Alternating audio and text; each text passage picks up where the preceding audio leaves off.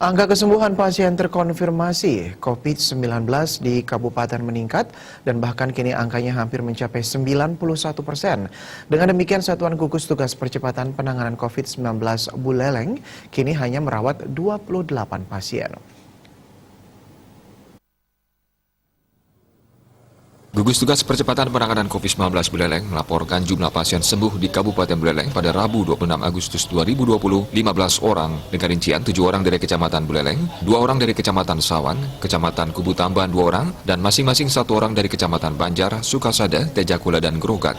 Humas Gugus Tugas Percepatan Penanganan COVID-19 Buleleng, Ketut Swece, menjelaskan secara kumulatif jumlah kasus terkonfirmasi COVID-19 sebanyak 325 orang dan pasien sembuh sebanyak 297 orang. Kini angka kesembuhan di Kabupaten Buleleng hampir mencapai 91%. Swece menambahkan beberapa hari belakangan ini, kasus terkonfirmasi COVID-19 baru selalu diimbangi dengan pasien sembuh. Bahkan saat ini jumlah pasien sembuh lebih banyak.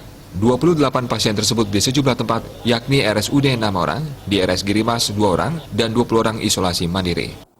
Sebanyak 15 orang, yaitu 1 Kecamatan Banjar sebanyak 1 orang, 2 Kecamatan Sawan sebanyak 2 orang, 3 Kecamatan Buleleng sebanyak 7 orang, 4 Kecamatan Kubu Tambahan sebanyak 2 orang, 5 Kecamatan Sukasada sebanyak 1 orang, 6 Kecamatan Tejakula sebanyak 1 orang, dan 7 Kecamatan Grogat sebanyak 1 orang.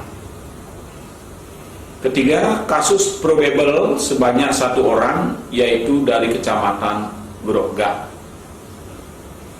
Keempat, kasus konfirmasi dalam perawatan sebanyak 28 orang dengan rincian dirawat di RSUD Kabupaten Buleleng sejumlah 6 orang, dirawat di Rumah Sakit Giri Emas sebanyak 2 orang, dan isolasi mandiri sebanyak 20 orang.